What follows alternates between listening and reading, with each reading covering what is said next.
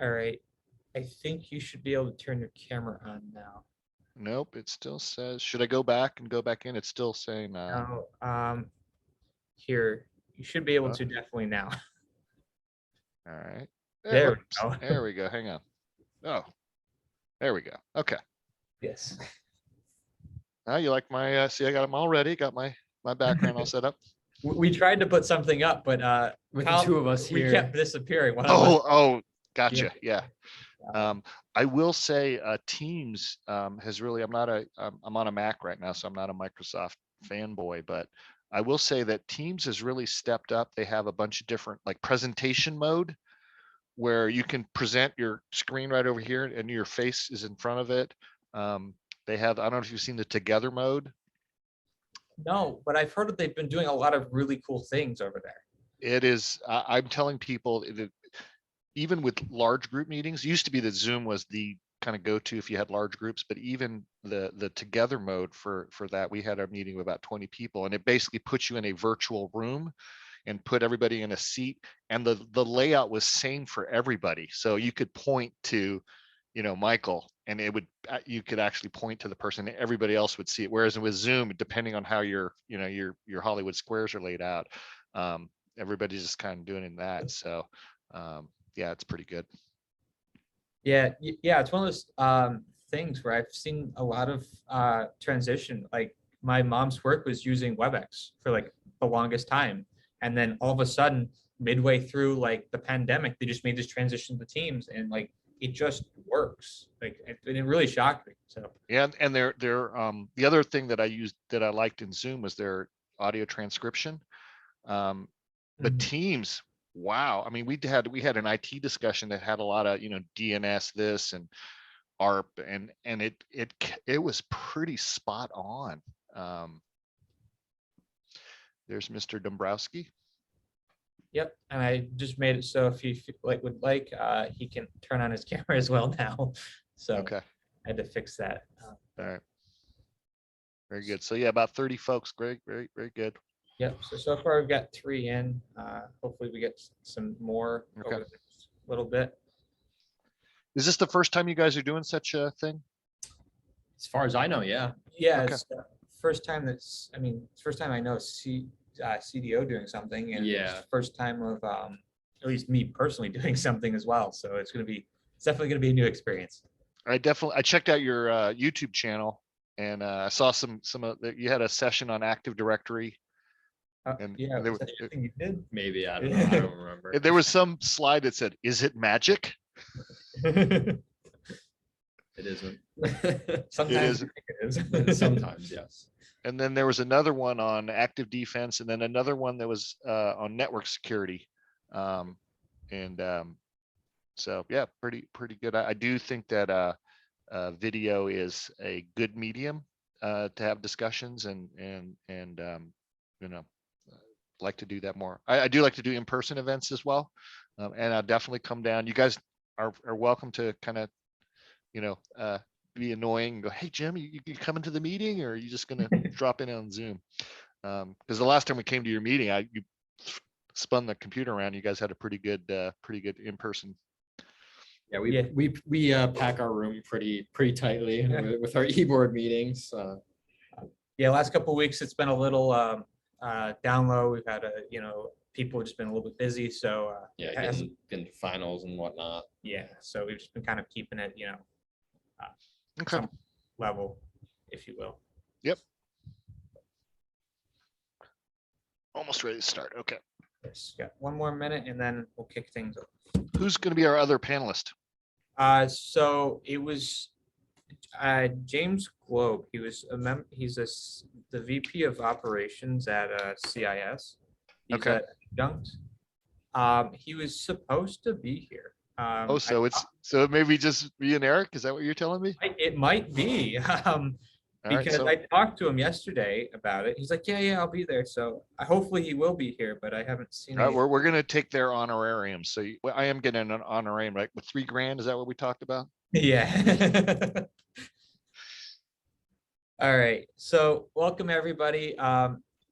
This here is going to be a webinar on the implications of cyber warfare concerning the Russian Ukrainian conflict or war, if you will, and kind of talking in part of how it's impacting not only governments worldwide, but also impacting corporations and other public sector entities that basically how they are reacting and I guess being preemptive towards their implementation of proper cybersecurity procedures. Today we have Mr. Jim Bowl, who is the CISO of UAlbany ITS, and Eric Dombrowski, who is a senior systems architect here at University at Albany ITS. With this presentation, I want to make a couple of notes real quick. Please bear with me because I lost my document. While you're doing that, I'll mention that Eric is an adjunct for the College of Emergency Preparedness, Homeland Security, and Cybersecurity. Did I get it right, Eric? Yes, CEHC. Yeah, I teach. I think Pam here might be one of my students this semester, teaching Introduction to Cybersecurity this semester, and I've also taught in the past Introduction to Systems and Networking with the college. And Michael, I don't know if you saw, they're not seeing the video. That's weird. It should be. I can see. I mean, Yeah, I don't. we're panelists. We're panelists, Eric. So that was my colleague. We do have in the audience. We have another CISO from SUNY. So thank you, Matt. Thank you for the heads up. We're taking a look at this now. I don't know why we wouldn't be able to see. Well, while you're doing that, if you want to, they can hear us at least. So, not that Eric and I are some kind of photogenic adding to that. If you want to throw out some questions or sure, kind of talk through it, and then we can, definitely. So a couple of notices ahead of time. I just want to let everybody know the Cyber Defense organization, excuse me, will be recording this event for marketing and training purposes. And with that, it'll be available for viewing on our YouTube channel, which will be available at youtube.uacyber.org. We'll bring you to our YouTube channel following the conclusion of this event, obviously. In addition to that, CDO, as a member of the Student Association at the University at Albany SUNY, contains no bias or influence on the current war in Eastern Europe. Any comments related to the support and bias of a particular party or any affiliation will result in a log to the member making such, a log of the member making such comment and a report being filed with the Dean's Office of the appropriate college on campus if you're a if you're a student on the UAlbany campus, excuse me. And Liam, I think, made a very good point. We need to spotlight for everyone. There we go. Right. Add spotlight. Okay, I think Great. somebody post there. I think, yeah, it looks like it definitely changed. Yes, because I think we're now all included as a whole. So just to recap, a little short and sweet TLDR. We're going to be recording this event for our sharing purposes with our wonderful members at CDO. For those who are uninitiated, CDO is a on-campus club that's a part of the Student Association here at UAlbany. And that'll be available at youtube.uacyber.org.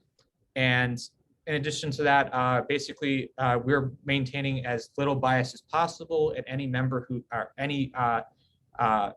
member a part of our webinar today who makes any comments regarding bias in the event will be basically reported to their effective dean's office regarding that situation.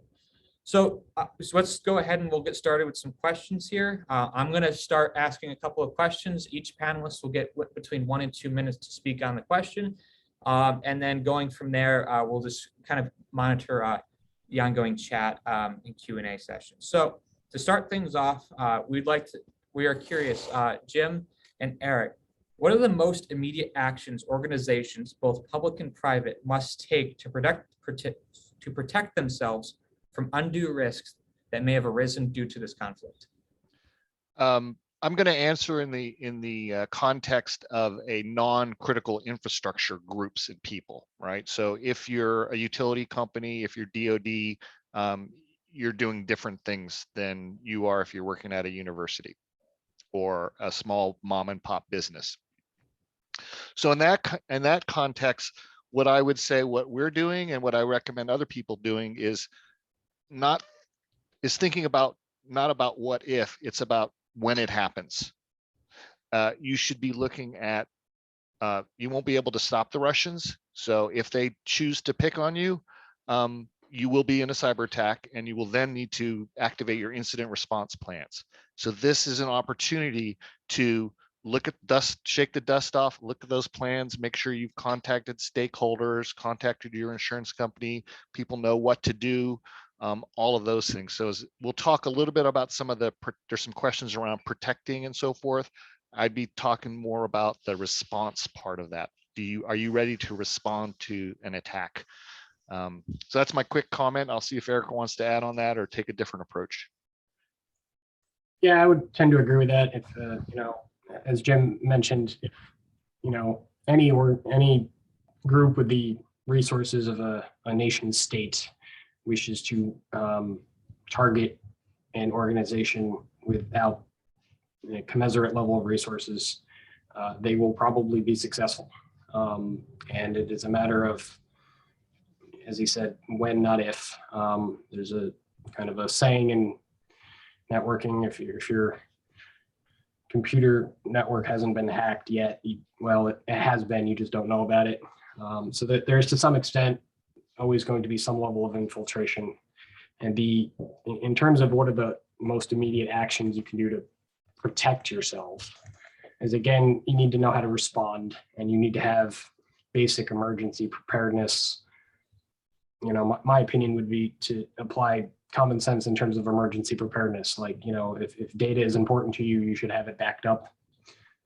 If network availability is important to you, you should have measures in place to respond to some sort of types of attacks against, the three pillars of cybersecurity, if you will, the confidentiality, integrity, and availability.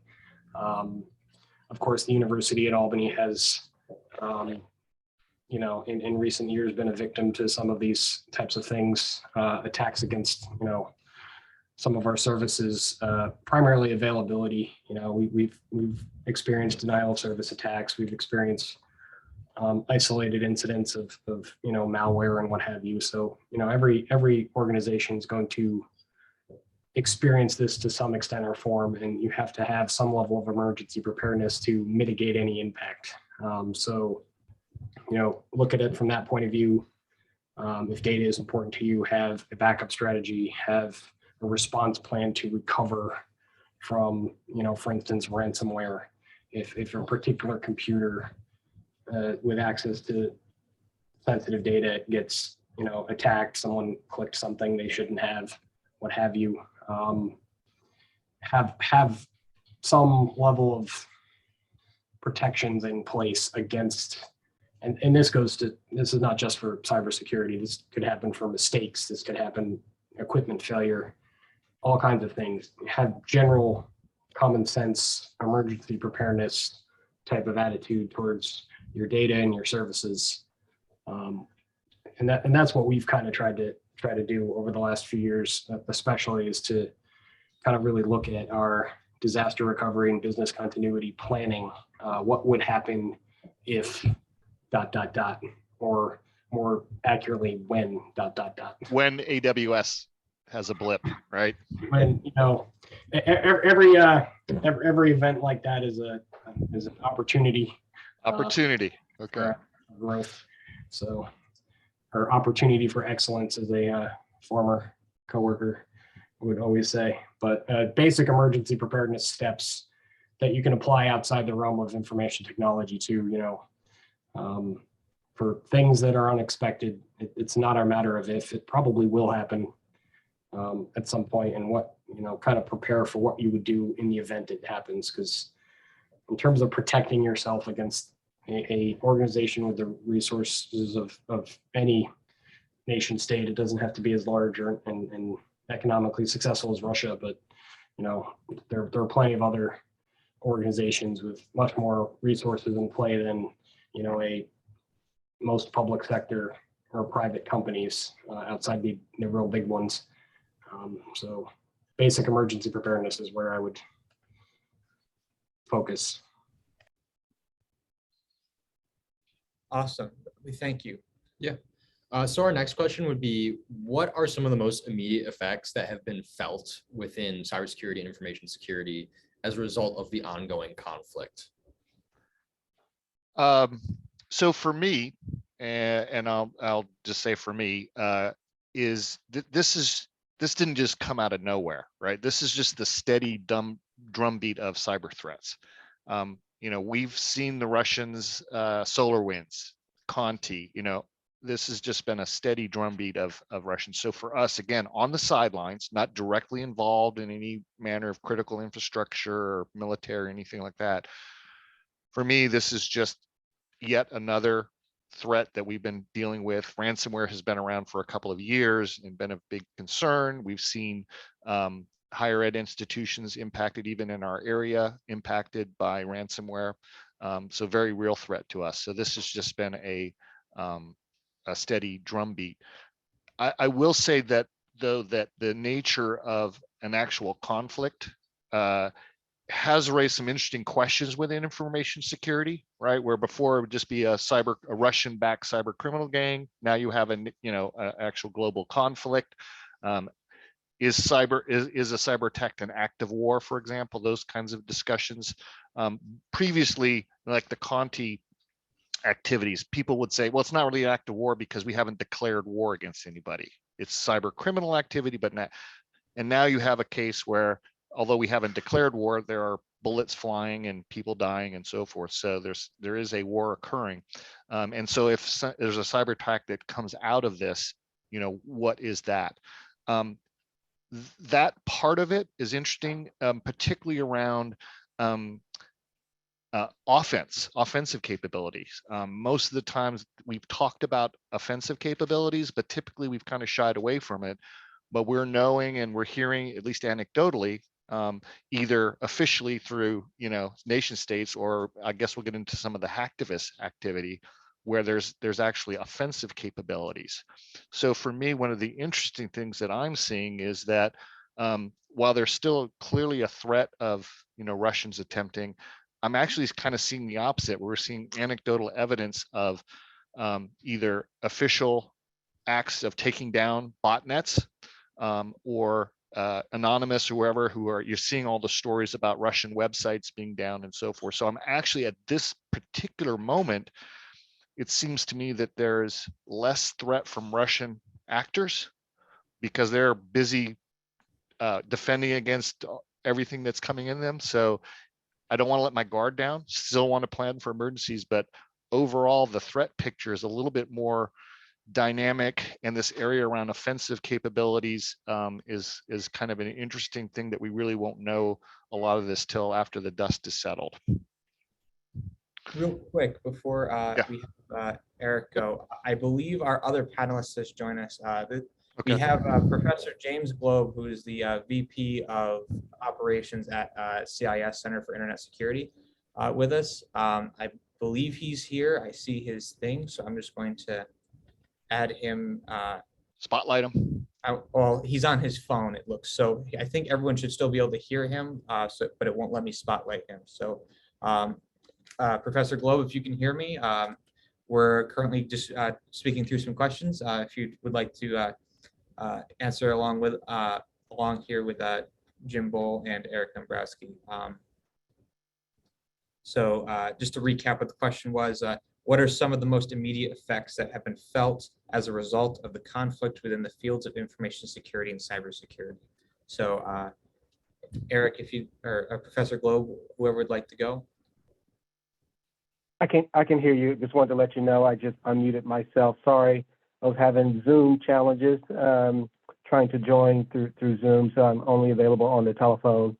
I can just give you a quick kind of perspective from, we monitor all state, local, tribal, and territorial government space at my job. And I guess the immediate effect is we are still on heightened alert, expecting more activity than we've actually seen. So the type of activity we were expecting more and more kind of port scanning, recon type of activity, really more around targeting maybe state offices and local official offices, but we have not seen any out of the normal type of scanning activity that we would normally see, in particular during this time period of this time of the year.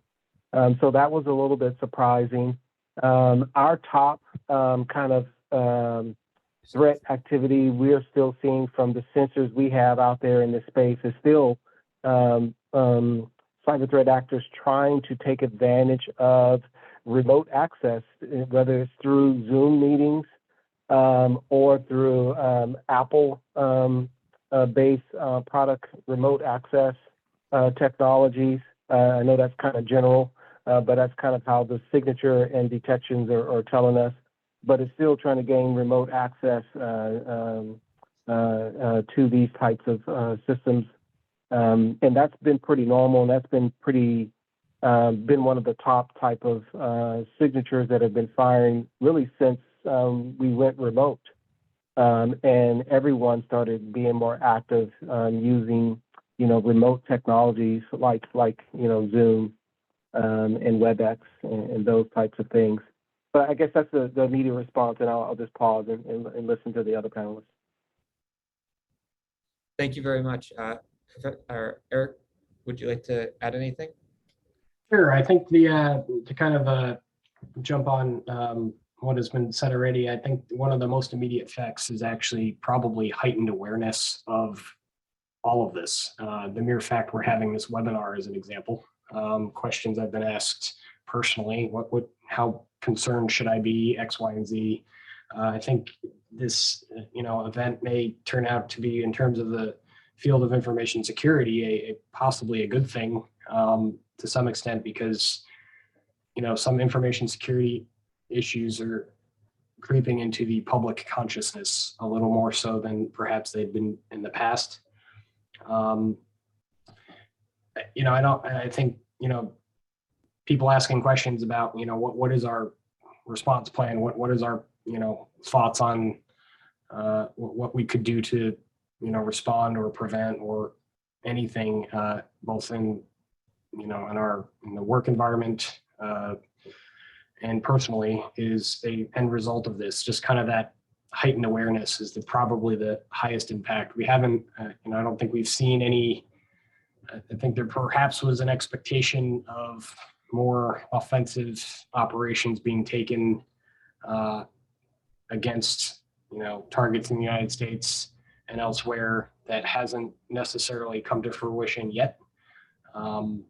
Perhaps that is a factor of what Jim said, that they've got their hands tied with other problems, or perhaps have had some of their capabilities mitigated as the result of actions that have been taken by either the United States or other parties, partially or directly involved in this conflict, that maybe we haven't heard about. But we have heard about a few. I mean, our own administration has publicized that they've taken action to remove malware from certain targets in the United States.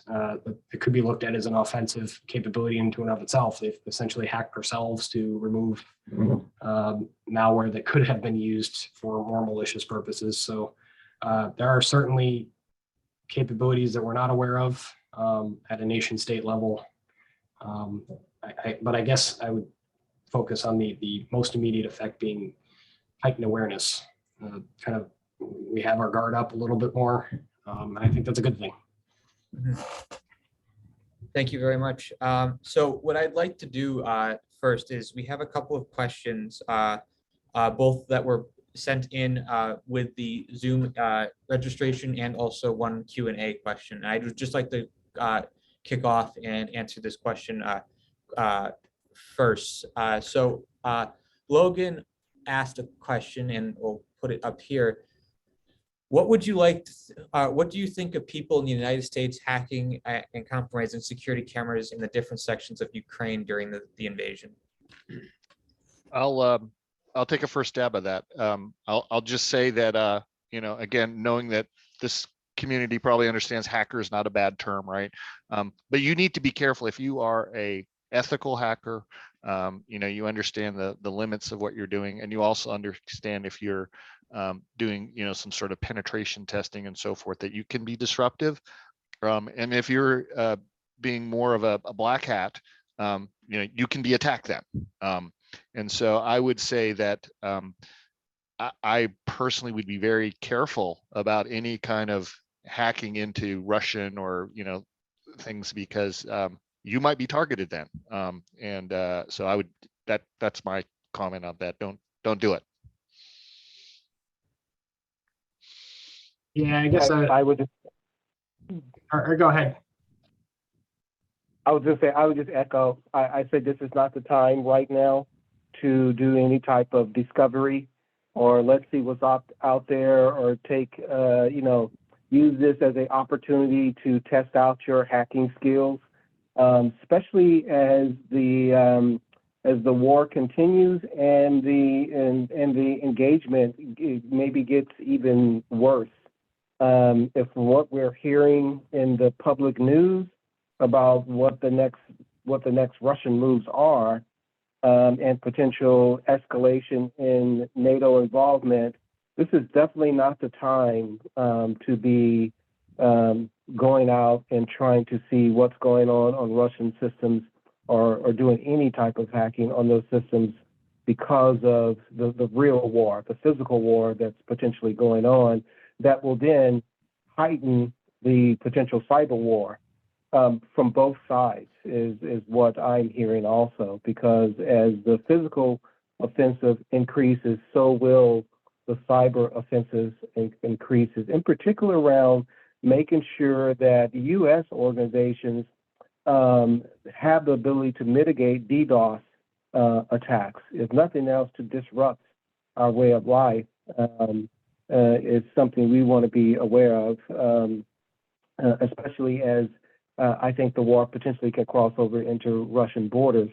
And then you may get more sympathizers getting on their side, and, you know, going from hacktivists to actual, you know, attackers trying to disrupt anyone who's siding with Ukraine's way engagement, to go after them, not only physically, but in the cyberspace also. So I would say, I guess, a long-winded answer to say, yeah, this is not the time to do that. This is a real war.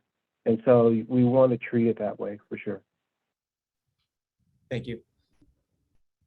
Yeah, I guess I would echo everything. I'm not really a fan of you know, the average person, even if they have an above average amount of, you know, computer skills, to fashion themselves as vigilantes. They're kind of playing with a type of fire that you don't have any ability to control the real outcome.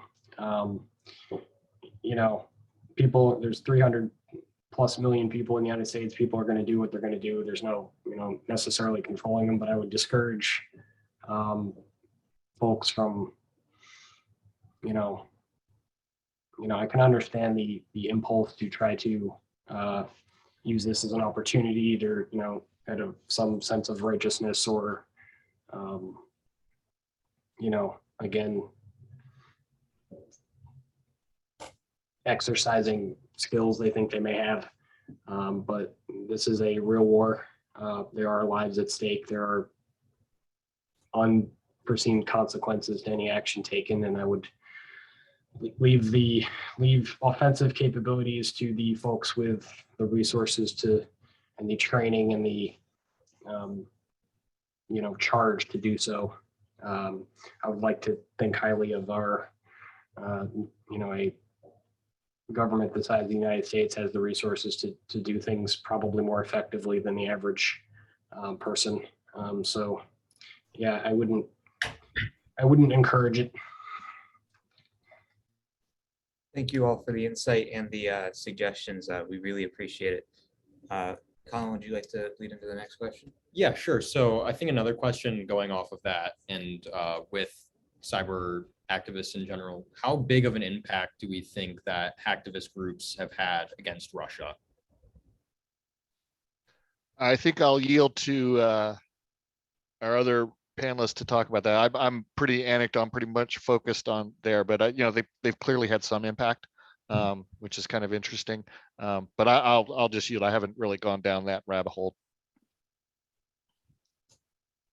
I have not either. I've just been so focused on, you know, protecting state, local, and tribal and territorial government agencies. I really have not heard much chatter, both in the public space and in the classified space. I just haven't had the time to keep up with that part of it. So I'll yield to the other panelists. Yes, I don't really have a great answer to that either. What I would say is that it probably had some impact, and just there are billions of people in the world. People are going to do what they're going to do, and they're going to have consequences foreseen and unforeseen. Sometimes there will be success, sometimes there won't be. Sometimes it'll backfire. So I just expect, with the law of large numbers, there has been some impact. The general theme coming out of our news media is that you know, there was a lot of underestimation of the consequences that, you know, of this conflict. So I would suspect, and it's hard to separate out, you know, actual hard news from borderline propaganda sometimes, but I would suspect that, and this again, rampant speculation, that there has been probably more impact and was probably expected by, you know, the belligerents in this conflict on all fronts. I think there was probably a gross underestimation of the reactions to the conflict in general. So I think that would extend to the cybersecurity realm. I'd also say, in general, what I'm seeing in the Twitter world is there's a lot of researchers gathering a lot of information, and like I said, when the dust settles, there's going to be a lot of interesting things. So I don't know that we'll see the full extent of it, you know, for some time to come. Yeah, again, like back to the heightened awareness of information security problems. Since this conflict started, there's been a spotlight on it, and people that would have not done, you know, not looked into this, not spent resources, you know, doing so, are now doing so. So there's obviously going to be some impact there, a non-zero impact there. So I do expect that there has been some outsized impact by hacktivist groups, you know, the Anonymouses of the world or what have you, to against, you know, the participants in the conflict, probably more so than they expected. But it's hard to separate. I'm not an expert on geopolitics, so I couldn't really tell you, you know, what someone would have expected or not. But that seems to be the theme in our news media, whether it's propaganda or otherwise, that there's a significant underestimation of what would happen as a result of the actions taken in Eastern Europe. Thank you all. So shifting towards a more focus on the general public, we have two questions. One is a introductory question, and the second question is going to be kind of a follow-up to that question. So question one would be, to what extent should the general public actually worry about workplace cybersecurity? And then to follow up that, what are the most basic steps for the general public to ensure a higher level of cybersecurity, both in their personal lives and also in their workplace lives? I've thought a lot about that, and I'm thinking about what we in ITS should be telling, right, students, faculty, and staff, which would be much like I might want to tell my mom or my family or my neighbor, so that thought is in there. And quite honestly, much like you know, here at the university, there's no direct threat to us. We're doing what we can. We're heightened awareness. I would say for most regular folk, this is yet another thing in the drumboat. The regular folk, they saw the colonial pipeline. They have some idea about ransomware. So I have been talking to my family and friends about multi-factor authentication well before this conflict. And I just said, see, you should really do it. So most of the things that most of us in information security have been preaching to end users, using MFA, not reusing your passwords, password managers, all that kind of stuff. So identity protection, I think, is probably the biggest thing that I would tell the general user on that. And then, beyond that, in terms of protection, you're at the mercy of your workplace. If that's thing, you're at the mercy on a larger sense, right? Financial industry, you're at the mercy of your financial institutions and what they're doing to protect your money. There's not much you could do other than, if your financial institutions offers MFA, you should have it. Most institutions are requiring it there. So I think for the regular folk, it's listen to all the advice that you've been receiving over the year. This is just one more reason. And I think, as Eric has mentioned several times, this has shown a spotlight. This has been able to give us a little bit of a spotlight. Like, okay, I remember you telling me this back when there was some ransomware attack, but oh yeah, I've been watching this Ukraine stuff and I'm worried about the Russians. So maybe I should do the MFA. And I'll be like, yes, if that's what takes it to get you over the hump there. So, so that's what I would say. I guess I would echo those, general safety and this due diligence on your social media activity and new friend invitations, especially around individuals you may not have heard from a while. Be cautious. Be more heightened and cautious about, invites that you're getting on your social media for people to kind of invade your circle of trust, because just like with cyber attacks, it's a wide spectrum, and one of the spectrums that are growing is definitely misinformation and disinformation. And so inviting people into your circle and then the spread of misinformation and disinformation is very effective, especially around election season. And that part may continue even after the conflict ends. And I'm pretty sure a lot of that is happening within Russia itself and probably spilling over into Ukraine. Also, the spread of misinformation and disinformation. So I would just, along with, multi-factor authentication, yes, for sure. Strong passwords, yes, for sure, absolutely. But, I would imagine an uptick in misinformation, disinformation, definitely a uptick in frauds and scams. You want to be careful of that, but that still goes around as being careful, and being more protective of your personal information and what you put out there on the social media space. Yeah, I would echo all of that. Again, to the theme being trust, or perhaps you should have less of it, even for people that are in your circle. If you receive some sort of communication or an email, a link, and you don't, that doesn't seem consistent with your interactions with them in the past. If it doesn't pass the smell test, be very skeptical, because that is one of the leading vectors for any sort of infiltration into a single computer, single person's life, single service, or a broader institution like our university, is essentially social engineering, someone pretending they're something they're not, someone pretending they're someone that's maybe your best friend, but that communication looks a little weird. Oftentimes, as Jim's mentioned, you'll get a friend request from someone you probably do know, but why are you getting that friend request now? Or I thought I was already friends with them, or something, or my cousin that I talk to frequently, but all of a sudden is talking to me on Instagram, and I don't usually interact with them there. what's going on. I use that example because my father almost fell for that. That social engineering is probably the biggest risk factor here. Layer 8 of the OSI model, as I like to call it, the human, the user impact.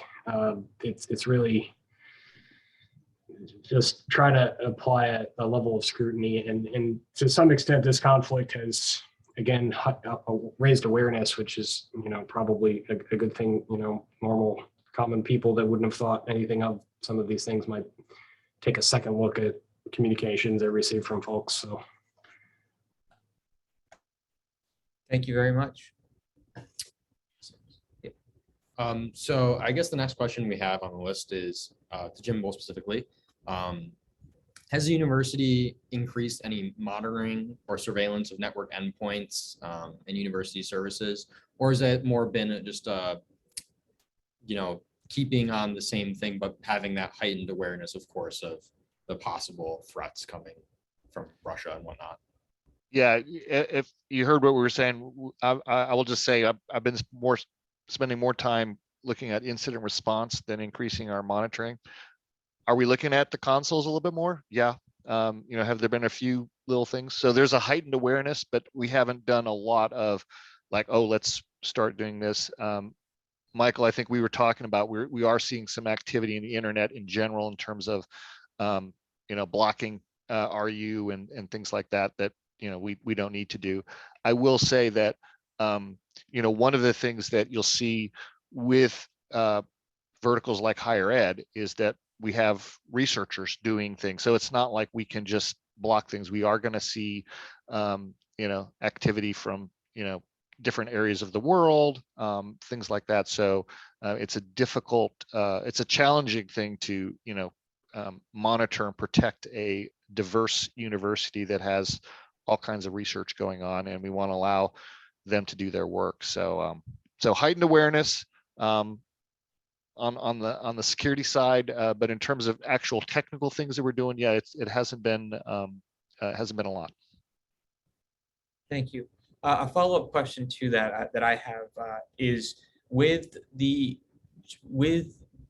large internet exchanges restricting access to Russia over the lines, should we be concerned as a nation when when the conflict subsides a little bit?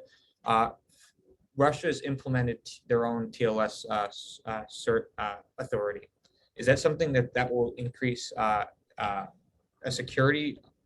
increase security issues when it comes to allowing access to particular services, or is that something where we shouldn't really have a huge concern over? I'll be honest, haven't looked that far ahead. I'm still more on the like what happens when it happens, incident response thing. So I'm pretty much in the worst case scenario things. I'm not yet ready to think about when the conflict ends and life after that. So I'm not sure. We'll let others to speak on that. Yeah, I'm not. Go ahead. I'm not.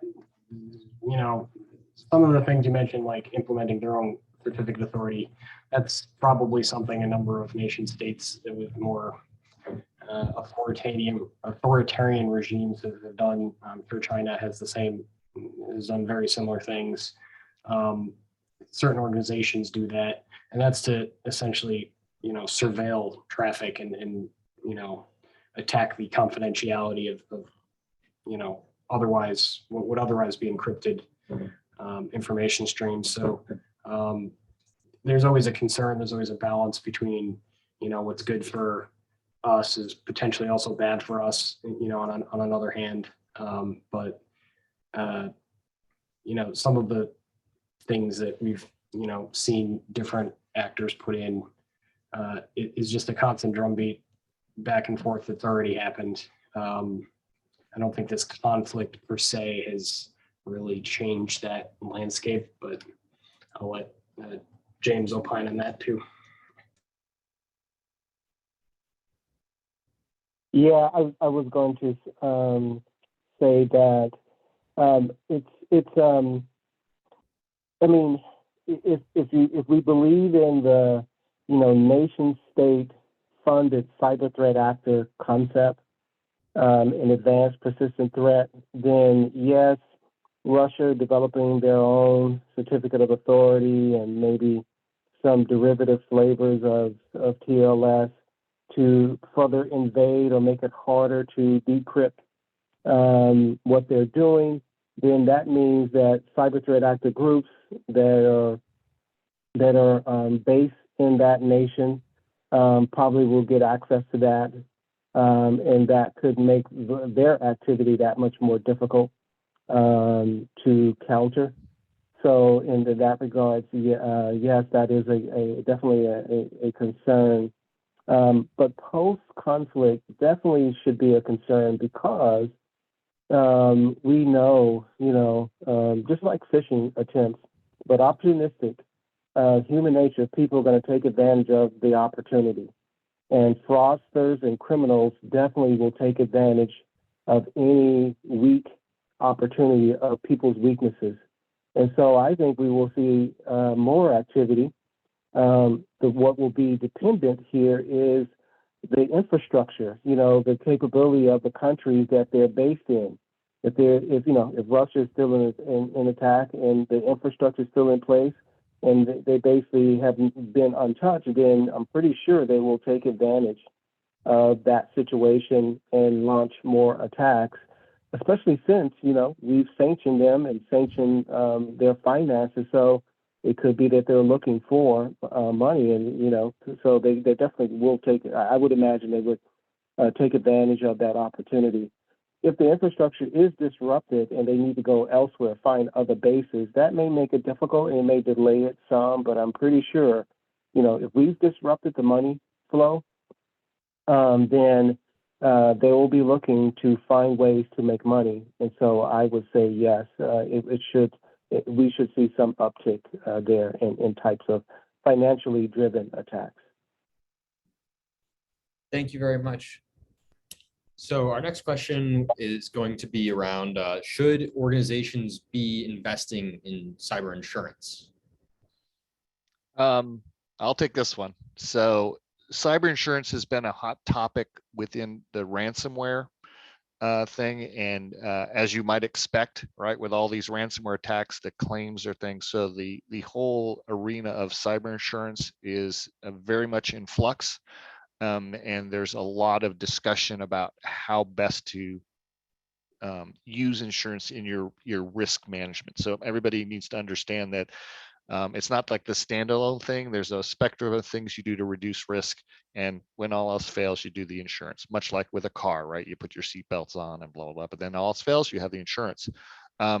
So there's some interesting features around exclusions for acts of war within cyber insurance that has been played out in the courts. Hopefully we don't have to deal with that. But determining what you should definitely, if you're an organization, you should definitely open your insurance policy, know the phone number to call, maybe have a conversation with them saying, what do we get if we call you, and make some sort of arrangements. For example, do you have a retainer with an incident response company that is approved by your insurer? In some cases, that paperwork and thing hasn't been done, and that'd be good to talk with. And understanding what your insurance provider will do, what your incident response group might do for you, and what you need to do. All of those things are very much in play. And again, this is just yet another thing to take a look at. This is bringing light onto cyber insurance coverage.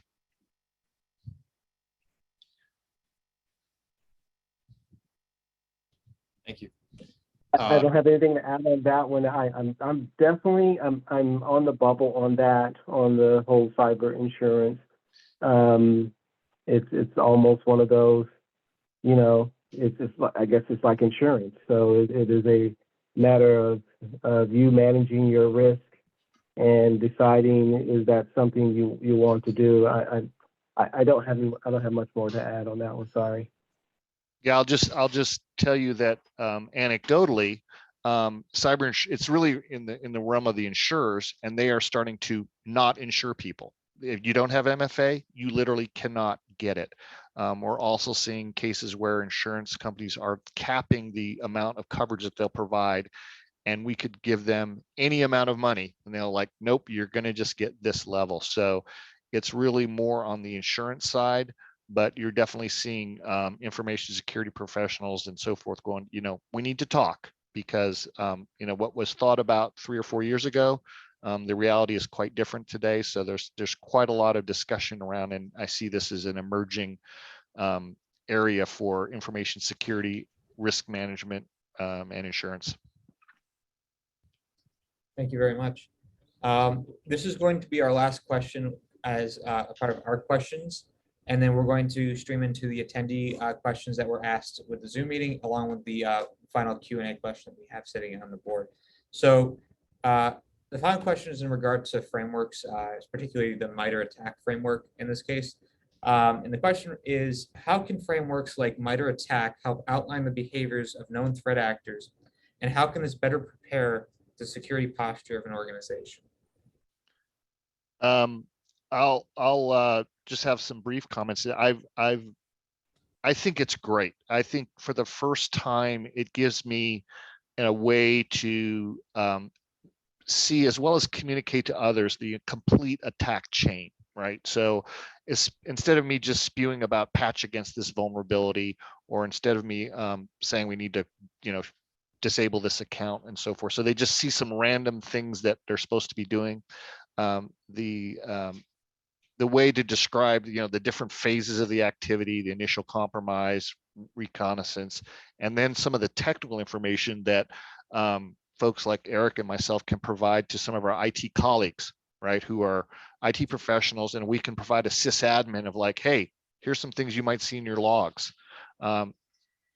The framework does a good job of kind of outlining them, providing, and then if you want to drill down into the details of like, a Windows expert, it's all there. So I think it is a useful framework.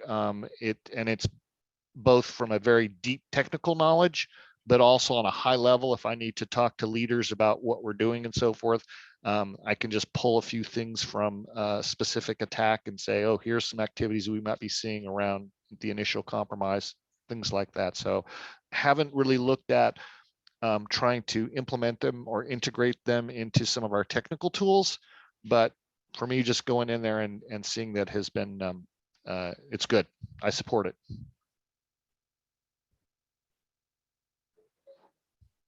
Oh, I do too. I'm definitely a big fan, and it's almost it is a de facto standard. And the good news is it is now being integrated into our tooling, our commercial tooling.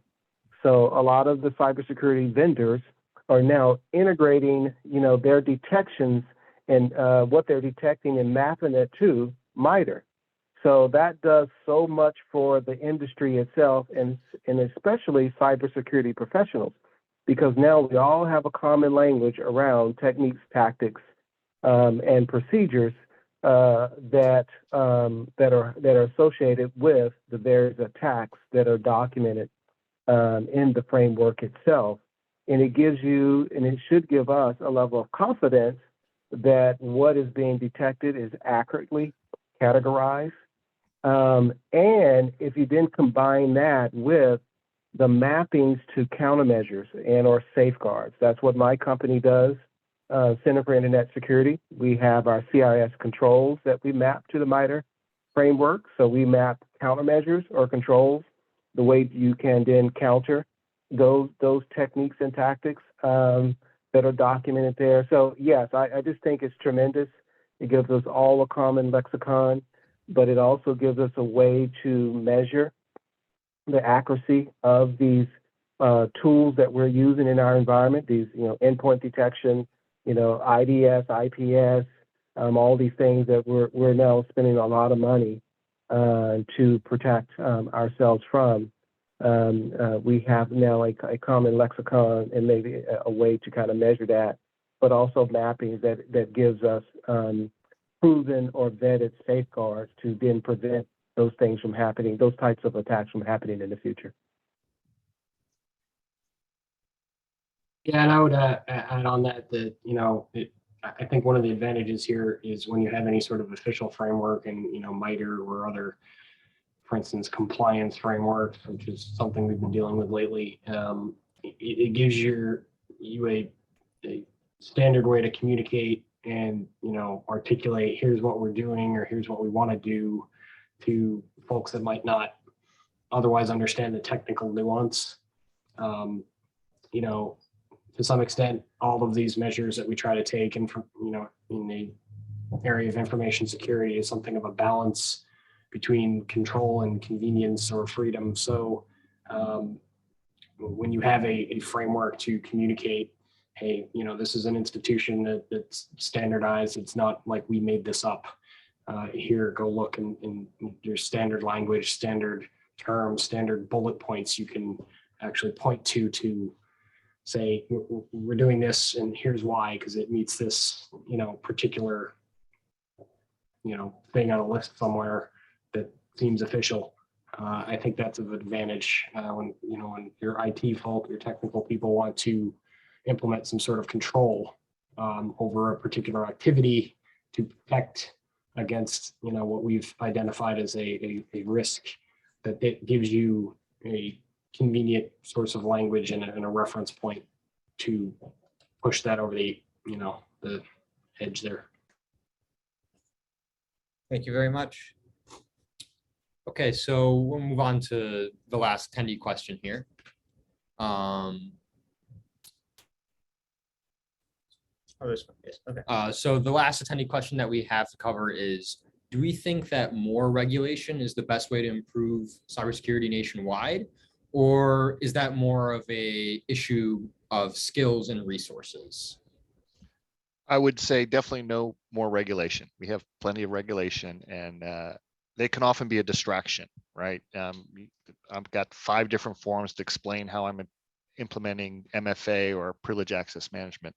And I don't think it's even skills. What I really think, and we're starting to see this at the federal level, is a nation state attacking organizations, that's too big. I could have 100 highly skilled cybersecurity engineers in SOC and a SOC, and I still wouldn't be as skilled as a nation state.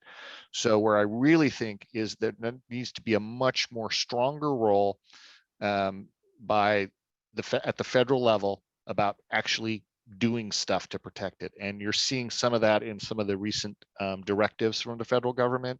You're seeing CISA being more active. But I think really at that level, there needs to be actions that are taken. I'm kind of interested with offensive actions, but that would be something that I wouldn't want to do. But I would like to know that the U.S. government says, if we see something, we're going to take them down, and we'll do that kind of activity. There, a lot of it I think will be more legal. Seeing large companies like Microsoft and others, Department of Justice did a takedown of a botnet. Things like that. So I say, it's not more regulation, it's not more skills and more cybersecurity folks.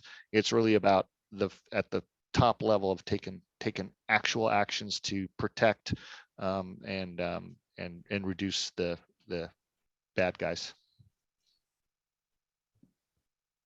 I guess I would say that, agree, not more regulation, definitely more attention and awareness and information sharing, intelligence sharing, and that could be, the federal government has a role in that, but I think the commercial industry has a role in that, and we're starting to see more of that.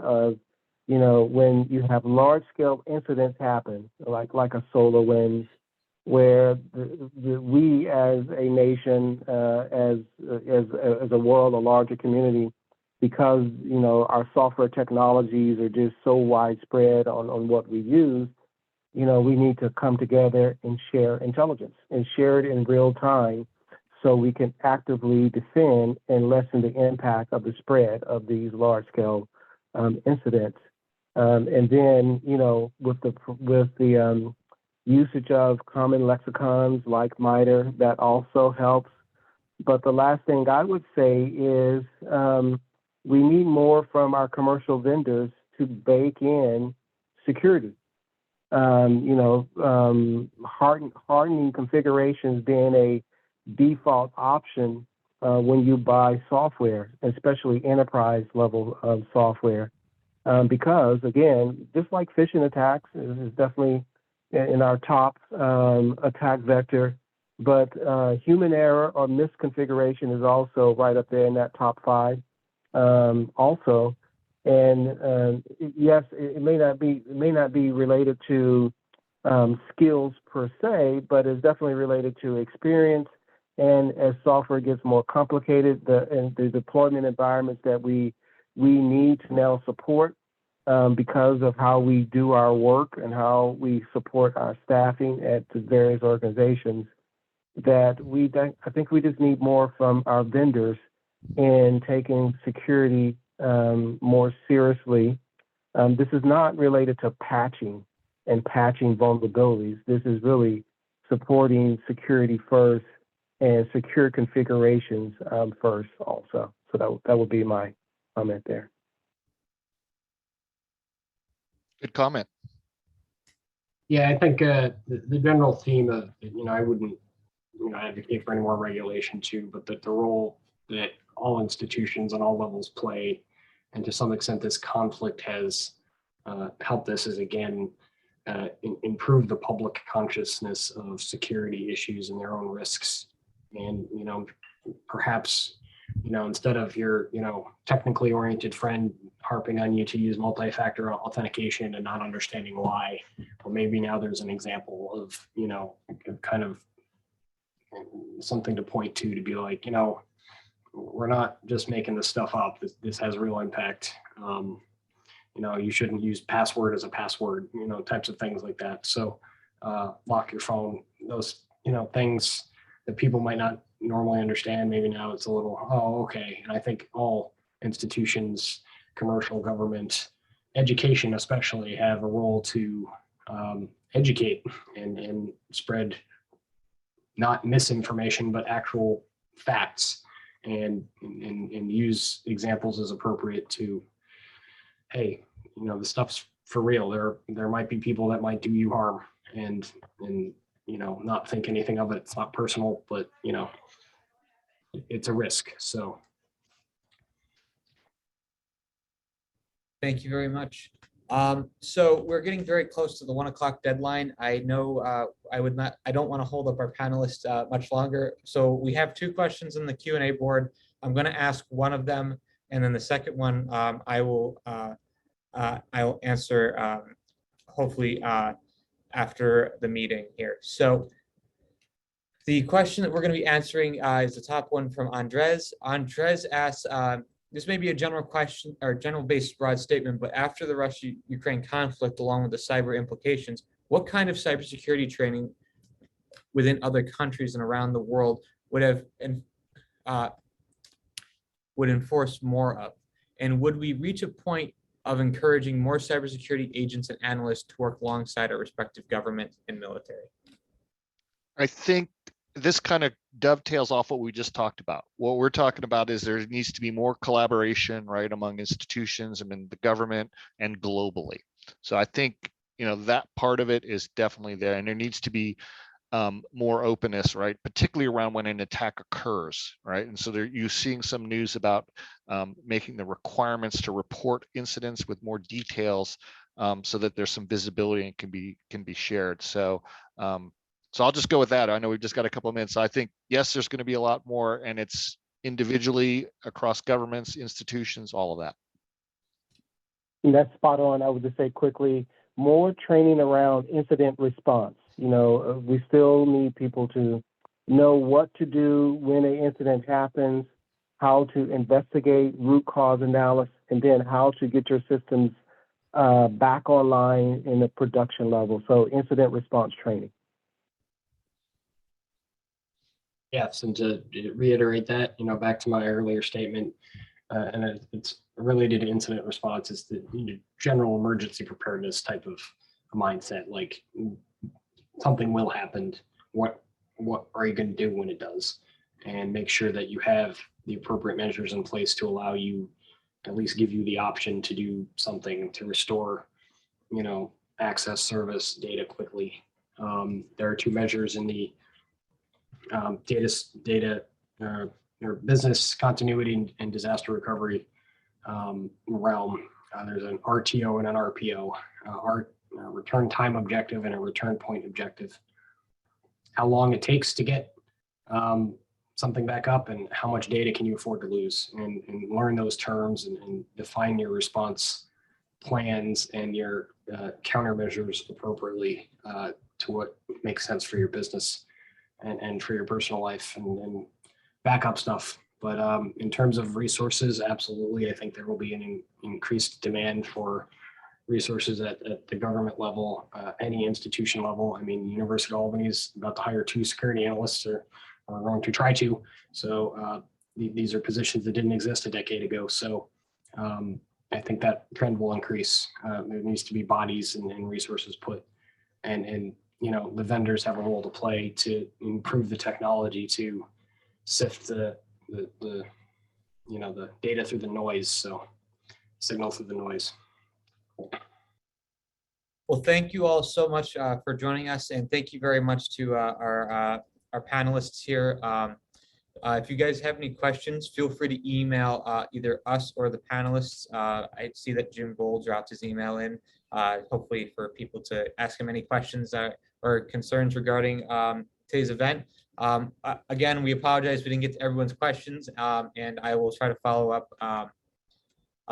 And I know we also had some technical difficulties, so I apologize for that. So if anyone has anything else they would like to add, I just would like to thank Jim, Eric, and James Globe for joining us today as a part of this event.